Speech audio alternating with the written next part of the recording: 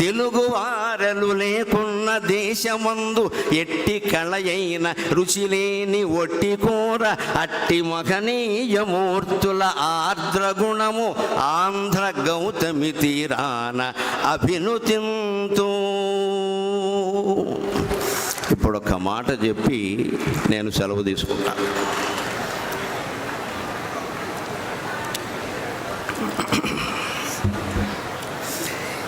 ఈ మాట చెప్పడానికి నాకు హక్కు ఉంది, బాధ్యత కూడా ఉంది. మహాసభల ప్రయోజనం నెరవేరాలంటే అధికార భాష ఇంట బయట కూడా అమలు కావాలి. నాకు బాధ్యత ఉంది అని ఎందుకు అంటున్నానంటే, ఇప్పటికి సరిగ్గా 2 నెలల క్రితం నవంబర్ 8వ తేదీని ఆంధ్రప్రదేశ్ ముఖ్యమంత్రి గౌరవనీయులు చంద్రబాబు నాయుడు గారు నాకు స్వయంగా ఫోన్ చేసి అధికార భాషా సంఘం అధ్యక్ష పదవి మీరు స్వీకరించండి అని కోరారు. ఇప్పటికి సరిగ్గా 2 నెలలు నేను చిత్తూరులో యోగ వాసిష్టం మీద ప్రవచనాలు చెప్తుంటే మధ్యాహ్నం 3 గంటల సమయంలో స్వయంగా ఆయన ఫోన్ చేసి, గరికపాటి వారు మీరంటే మాకు చాలా గౌరవం, మీరు అధికార భాషా సంఘం బాధ్యతలు స్వీకరించండి అని అడిగారు. సరే, అంత పెద్ద ఆయన కోరాక వెంటనే కాదని చెప్పలేము. అవునడానికి చాలా వెనకాల సాధక బాధకాలు చాలా ఉన్నాయి. అవునంటే ఇబ్బంది ఏమిటో పెద్దలందరికీ చాలా తెలుసు, కాదంటే ఇబ్బందులు ఏమిటో నాకు తెలుసు. అందుకని నాకు 48 గంటల సమయం ఇవ్వండి, 2 రోజుల్లో మాకు కుటుంబ సభ్యుల్ని శ్రేయోభిలాషుల్ని ఆలోచించుకొని చెప్తాను అంటే సరేనండి అన్నారు. నేను 24 గంటల్లోనే చెప్పాను.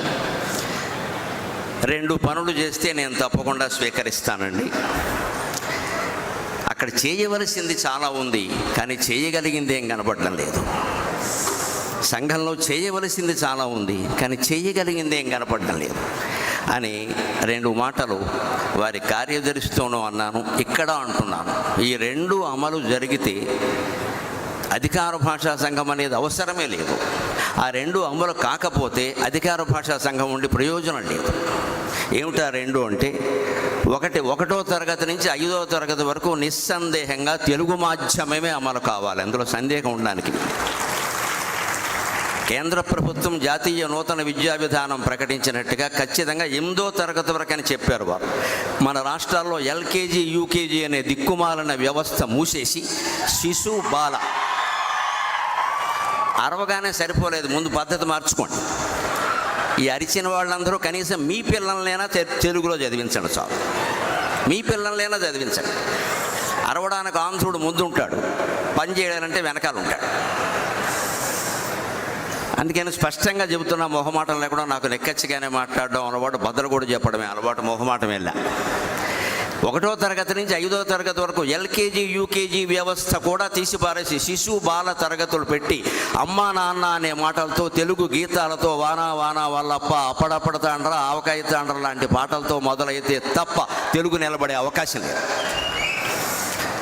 2వది 1వ తరగతి నుంచి డిగ్రీ వరకు తెలుగుని ప్రథమ భాషగా చేయాలి. దానికి ఏం చేయాలో అది చేయాలి, ఏమి మార్చాలో అవి మార్చాలి. రాజ్యాంగాన్ని 125 సార్లు మార్చిన వాళ్ళకి ఈ పాటి మార్చడం పెద్ద విషయం కాదు. మార్చి ఏప్రిల్ నెలలో తలుచుకుంటే తేలిగ్గా మార్చేయగలం, పెద్ద విషయం కాదు.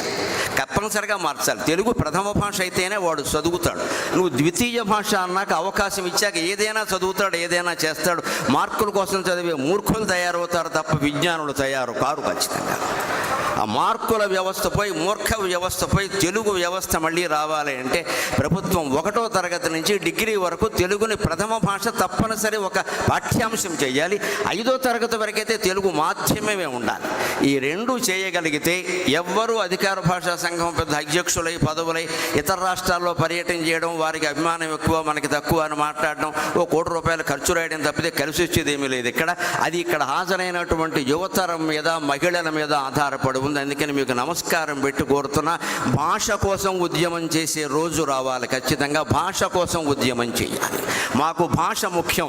మీకు ఓట్లు కావాలంటే మా భాషను నిలబెట్టండి, మీకు ఓట్లు కావాలంటే మాధ్యమం మార్చండి, మా పిల్లల్ని తెలుగు మాధ్యమంలోనే చేర్పిస్తాం, మా ఇంట్లో తెలుగే మాట్లాడతాం అనేటువంటి పట్టుదల మీకు రాగలిగితే ఖచ్చితంగా తెలుగు భాష నిలబడుతుంది.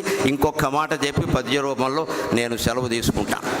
భావమ భాషయా తెలుగన్న భావ భావనాంబోధిలో బంగారు నోడలో పయనమగును భావమా తెలుగన్న భాషావధూటికి పాదార్చనము చేయు పద్మమగును పద్యమా తెలుగన్న పట్టాభిషిక్తులవు తెలుగు మహారాజుల తేజమగును పద్యమా తెలుగన్న పట్టాభిషిక్తులవు తెలుగు మహారాజుల తేజమగును వచనమా తెలుగన్న